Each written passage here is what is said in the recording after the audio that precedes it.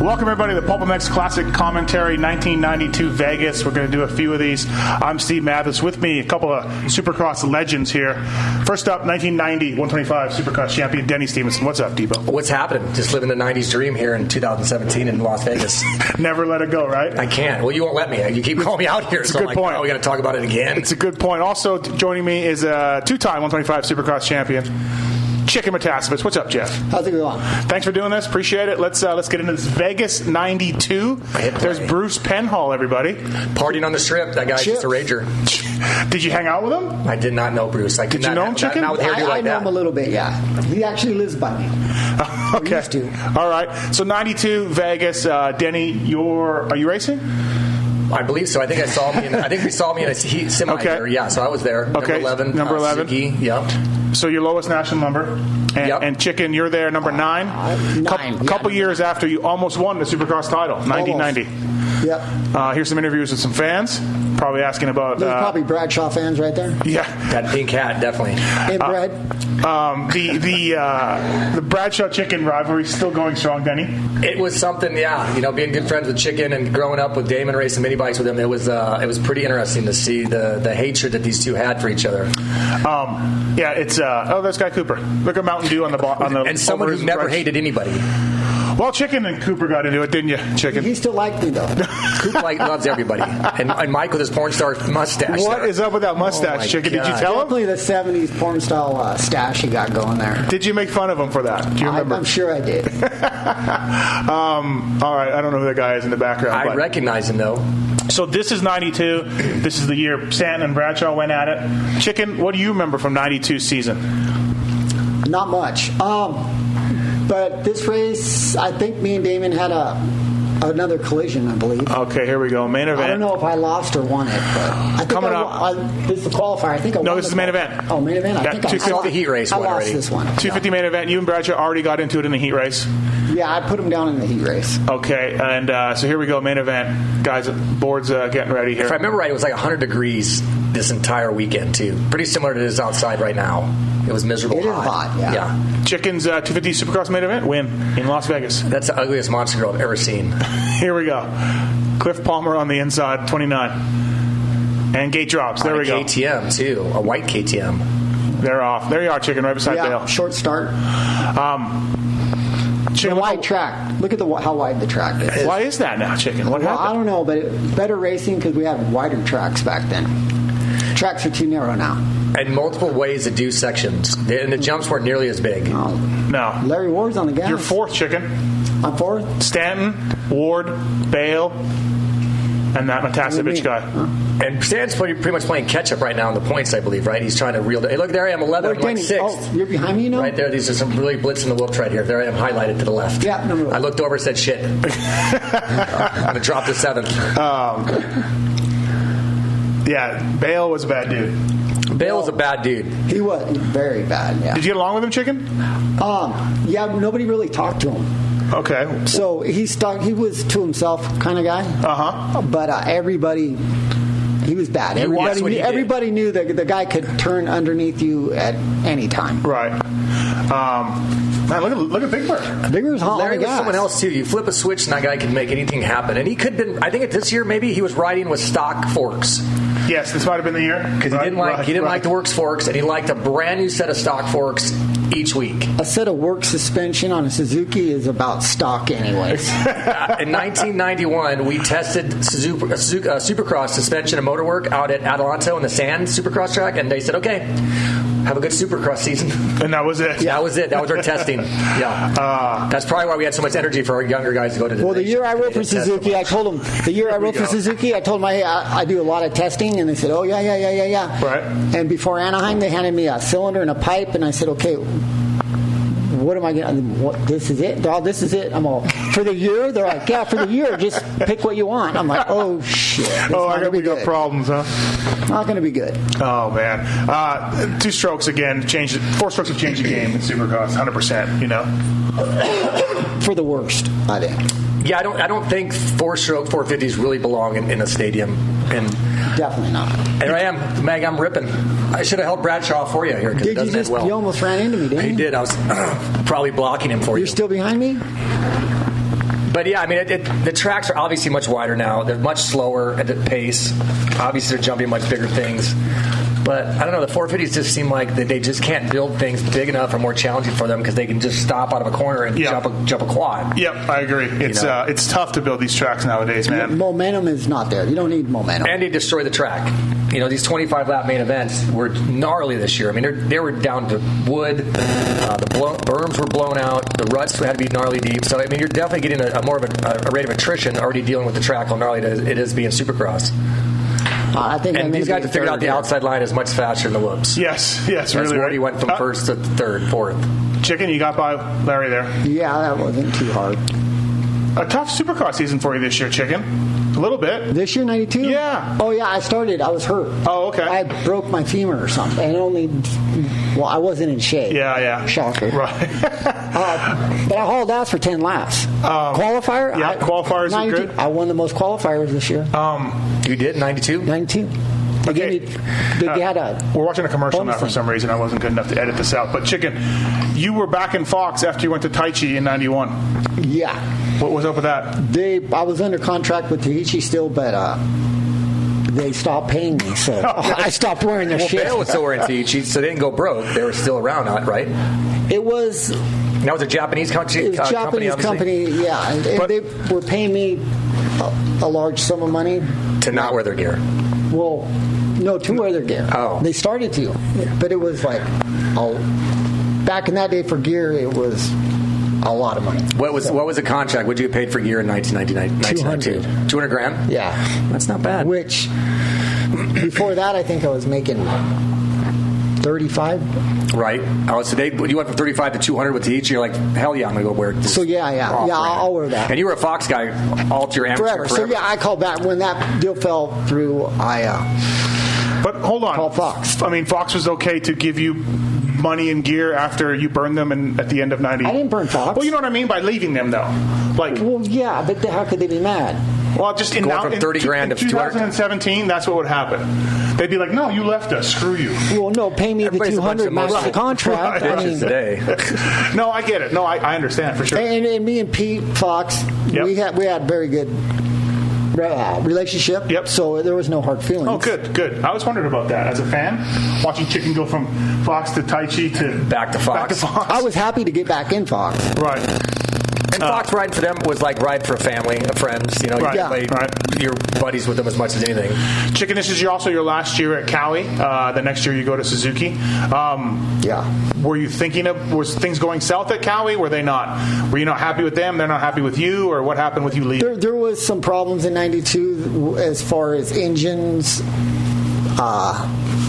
Choices that I went out. Actually, had to go out. I went out on my own and had a friend of mine do some porting for me. Oh boy! Came up with my own setting because I wasn't happy with what Kawasaki had. And that probably didn't go over well. No, that was fine. Oh, okay. But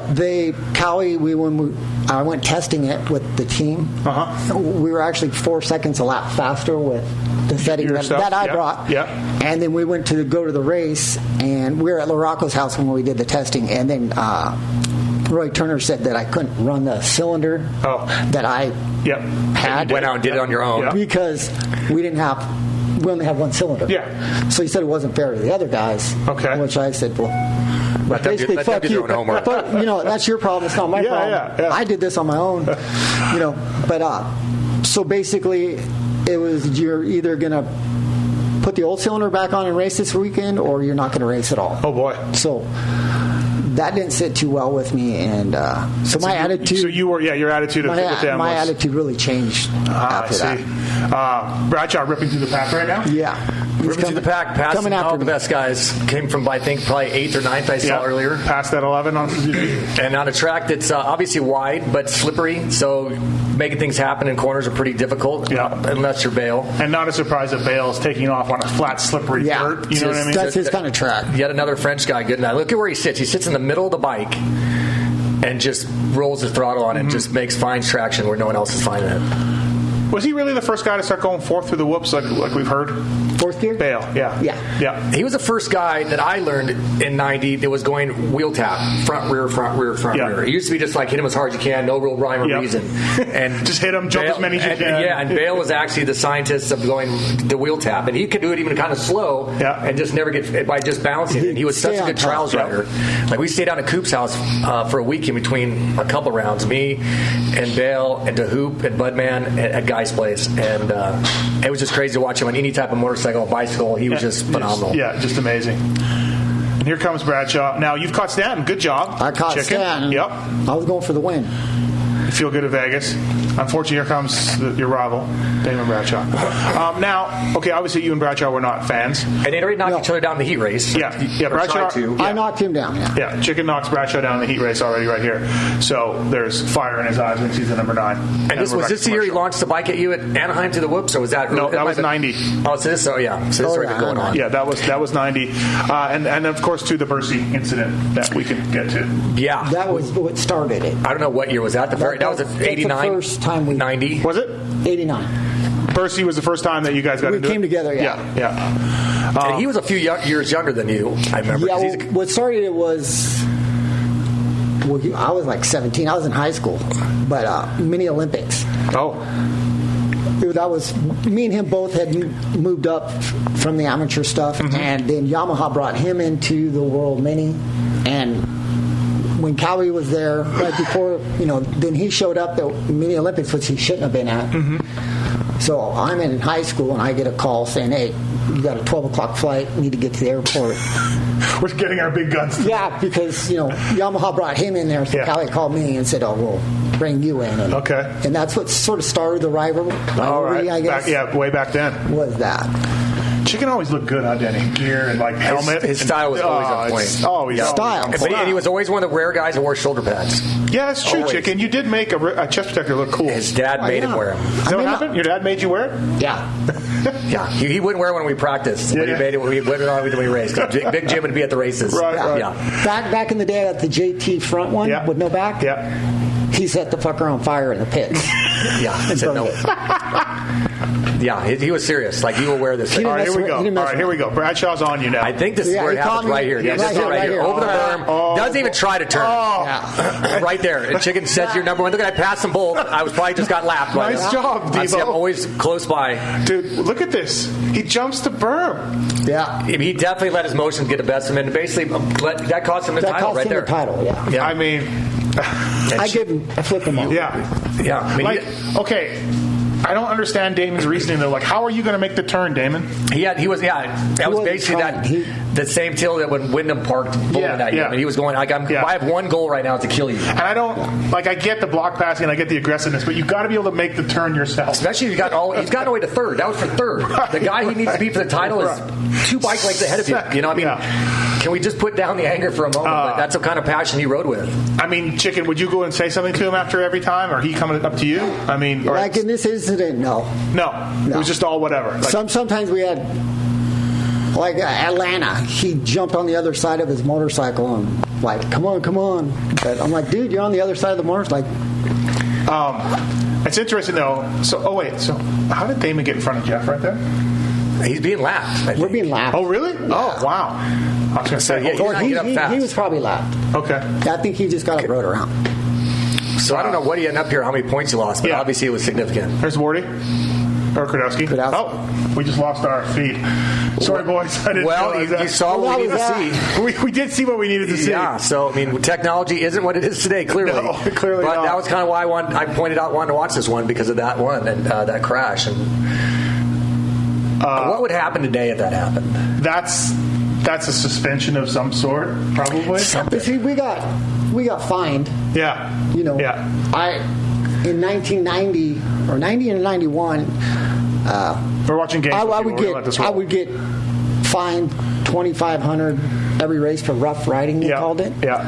And so there's like 5 Supercrosses left, and Roy Jansen, which was head of the AMA back then. So he's giving me my fine, and he was in a position where he liked sort of the aggressive riding because it was good. Yeah, good for the ticket sales, for sure. Good for that. Yeah. But he also had to do his job and try and keep it under control. So it would be like, hey, I'm sorry, I have to find you. Yeah. So you're really not in trouble, but I got to do it.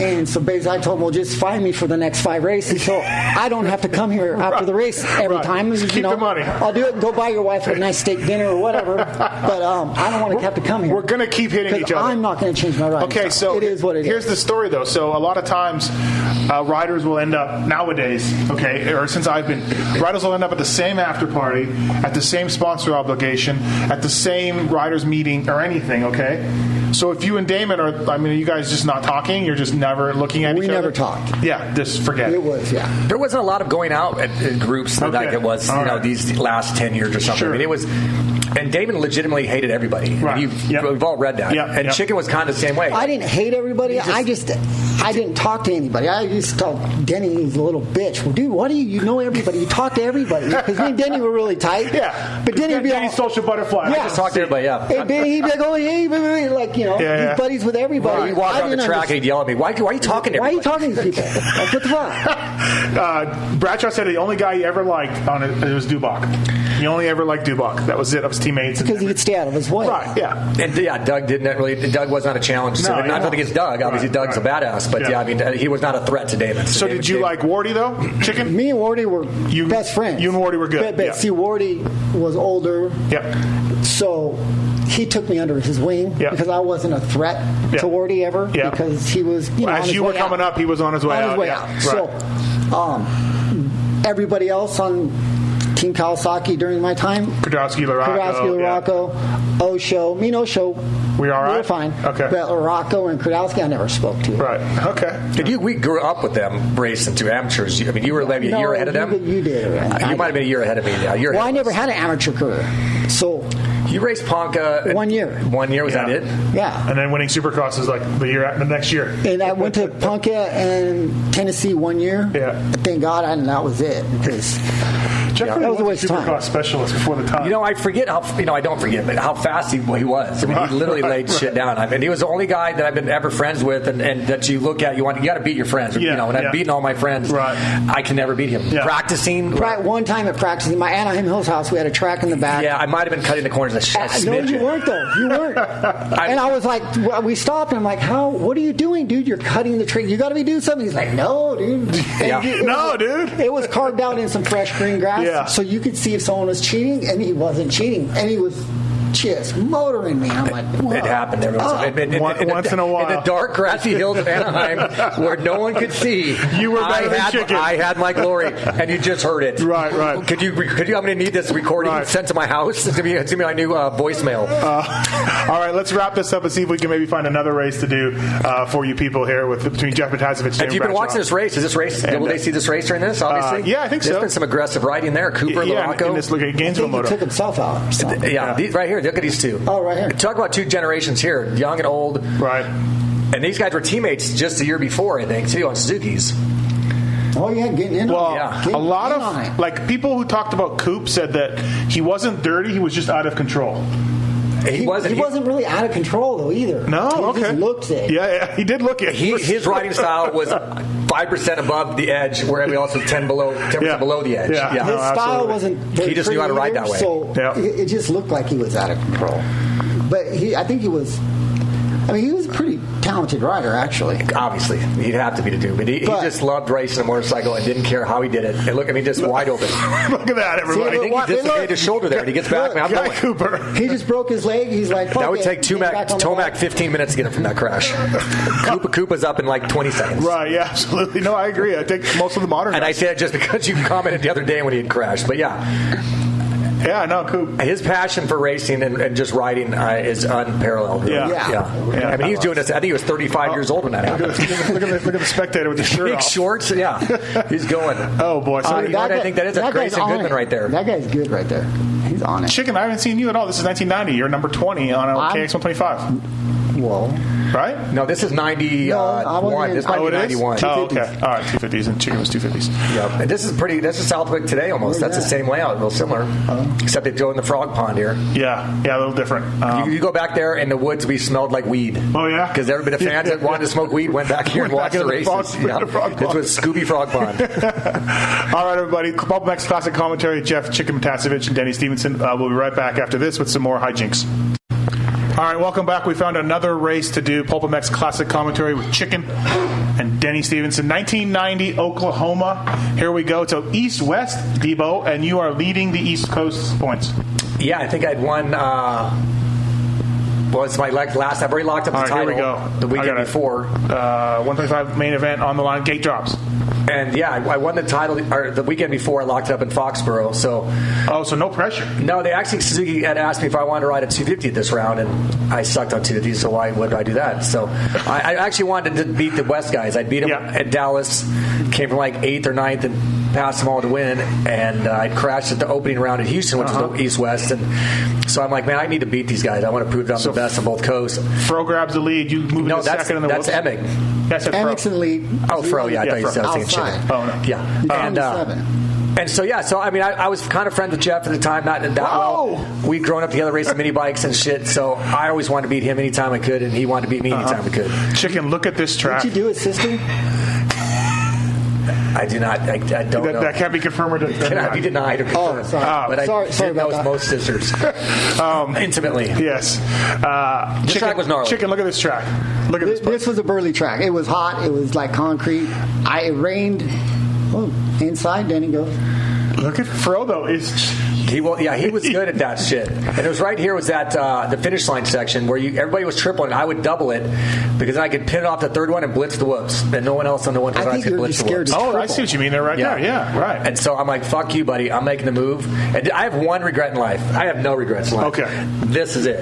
If I had just another bit of patience, instead of like, man, I'm going to make the pass now, I kind of bounced. I spun right there. And I come up short right here, and I hit a false neutral and go bang. Oh, Debo. And that was Look at that. And I broke my left wrist, which is under my chest there. How'd that feel? I'm still trying to breathe at the moment. So this is kind of the start of your wrist problems. Can you rewind that? This was everything. This was kind of a career killer right here. We can rewind it.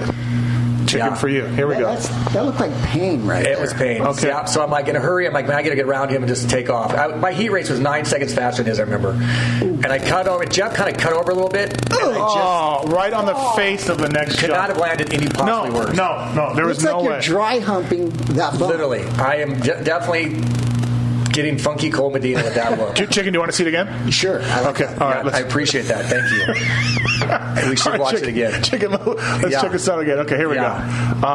So this is the one. Denny Stevenson's one regret. One regret in his life. There's a lot of stupid shit I've done. Right. This is the only one that basically changed kind of the path of my career right here. I came up short. I remember instead of bouncing, I hit a neutral or something, and the front end dropped. And it's just, you know how it feels. Like everything's like you're on top of the world 1 minute, next minute you're dry humping a whoop. How quickly it changes? It changed so bad. I mean, it changed all gnarly bad here. And again, you had wrist problems for the rest of your career. I broke my navicular there. They really didn't know a lot about naviculars at the time. So I went to slow motion. Yeah, see, Jeff kind of come over with me a little bit, so I thought he was going to cross in front of me. At least you got your hands out. I got my one race that time. Next year, I did not get my arms out. Oh, Chicken. And so, that was bad, I broke my navicular. So bad. And so we still tried to race the Coliseum the next weekend for the shootout. Yep. And so I spent this whole next week, thanks to Chicken and Wardy, who were buddies with Jeff Spencer. Like, man, they talked to Jeff. Jeff's like, man, get him into my voodoo little shop down there in Pasadena. And I spent the entire week down there, sleeping down there, doing his sonogram, ultrasound, deal bone stimulation, trying to get the bone to heal in 7 days. And I taped it up. I rode 2 laps of practice at the Coliseum, and I had a crack through my navicular. Yeah. And I cased one of the jumps, and I pulled off. I said, and Spencer taped it up like a brick, and I pulled off. And I ended up going to the hospital later that week or whatever, and it had broke the navicular all the way through. And they said, the only way we can fix it is to put you in a cast. We'll do surgery and put you in a cast for 6 months. Yep. I'm like, well, that's why you factor out. I don't know if this that's not going to work. I can ride. It's not depth defined. And so I raced the next year and a half with it broken, and basically just couldn't hold on. And it just changed the way I rode a motorcycle. Yeah. I created Did you ever have surgery on that? I ended up having surgery at the end of the '91 season. They took bone off my hip to the fusion that they've done a lot of guys now. Yeah. And I was in a cast for 6 months. Riding with the cast and stuff. I mean, but when I got done, it was still kind of tight, like kind of Johnson's it was. But I just had created so many bad habits that I had a hard time relearning to ride a bike. Oh, yeah, you had bad habits? On the bike and off. Wow. Shocker. Yes. Yeah, I mean, really, it's funny. Like you said, it's just so it's funny. I mean, I don't have any regrets. It's that one I always look back and go, man, if I just had another lap of patience. That's an east-west shootout. You want it. You're going my for the ego. lead. I mean, you know what the death-defying Or thing jump of life another 2 feet. is egos. Egos will get you every Another time. 2 feet further? A little further. Maybe. Better day. I just would have jumped further. Or, absolutely. I think he did out of his Matthes attack videos. That's that was one of his biggest my things. mechanic. Jump further. Jerry Campbell. Jerry Campbell. Yeah. Jerry had the title. I dropped the gate for you that day, You right? pitboarded in Mammoth. You went, Mammoth. remember? I did. I told you that. Jump further. It was Budman. Not really killing the whoops. Not killing the whoops. Not killing the Budman, whoops. Button, McGrath, Bolin. I mean, this was so much talent in this in the West Series that year. Yep. And then Ty Davis gets the title. And the guy who beats them all the next year becomes an off-road racer. The vacated Jeff Chicken Matasevich title. Yeah. After Jeff, you won 88 and 89. Yeah. So Ty Davis was a Suzuki rider up until 90, and Suzuki fired him for whatever reason. Yep. He's riding now a privateer Honda, I guess, with factory Suzuki suspension on his bike, which he comments, I guess, on one of the rounds. And Suzuki went to try and get the suspension back from him, I believe, like Seattle or something. It was that year. Yep. I think that, but I don't think he gave it to him. I don't think he did. It's like basically, you want to come get the damn stuff. Right. And so, but yeah, I mean, in my opinion, this was the most talented regional 125 250 class ever. Chicken, let me ask you this. So, MC's right here on a Cowie, Team Green guy, following your footsteps. You're a little older. But did you ever hang with Jeremy, or did you see greatness in him? Not really. During this time, not really. Wasn't riding the track with you guys or anything like that? He's just starting to come out to the Cowie track. Okay. But he had their track, back too. Then, that pretty much, he had his own track. And back then, it was just pretty much me, Wardy, and whoever else was on the team. Yep. The amateur, like Ryan Hughes back then, and him would come out every once in a while. Okay. But they didn't have their own key to But you never saw this number 125 kid and went, oh, yeah. Oh, I see it. Like, he's going to be the greatest ever. No. I never did. I mean, he won his first 125 Supercross in Vegas when I won my first 250 Supercross. Oh yeah, same night. So same night. But I didn't really ever see the potential of what him becoming 7-time Supercross champion. I really didn't see it back then. No, I don't think so. I Benny. It was amazing. Yeah, I mean. It was, like I said, that he won those two 125 titles. His rookie year in 250 class, I think we're leaving Orlando Supercross or Tampa, one of the Florida rounds, and I jump in his rental car to catch a ride with him. And I just look at him like, dude, what are you doing? And he's like, I had no idea. Like, I'm literally just riding the motorcycle. He said, I don't even know. To go out there pretty much effortlessly and just beat the best. As a rookie for one, you don't know what that is. Yeah. I think some of that too is that he got on a Honda. I think all of you guys. That Honda, that's a part of it. That for was sure. huge. It's a big bike. Huge. It's a better team, a better bike. Yes. I mean, could you guys still won on it? You won on Suzuki, you won on a Cowie, Wardy won on a Cowie. That's not an excuse, but it helps. My first year, he had that bike. He had that bike for like 3 or 4 years. Yeah. So and that was an awesome bike. Actually, they stayed with the original frame. They didn't go with a newer year frame because it was so much better. Where at Cowie, the 1990 bike, we switched frames to the 91. Yep. We couldn't go back because it was the shock struts were different. It was they were bolt on in 90 and triangular tube. So the fans, everybody would have known we weren't. So for sales, they wouldn't let us go back. Yep. And it was that frame was horrible. Changed the whole bike. The way the ergos, the way you felt on the bike, everything, the way it handled, turned, it was went from a great bike to basically a piece of crap that it's just funny how that has career choices along the way, along with injuries and ride. That all has to be perfect. Momentum. Anybody that gets momentum, once you get it, it means so much. Yep. You know? Yeah. I mean, I think as far as Jeremy goes, when he went to Suzuki, Yep. that bike was a piece of shit. Right. And he still almost won. He still did good. Yeah. Oh yeah, for sure. So, yep. I mean, you got to give it to him. I mean, Yeah, I mean, there's so many things that go into winning a title, especially a 17-round Supercross series, a 24-moto outdoor title. And for Jeremy, and you got to get luck. You got to have a bike.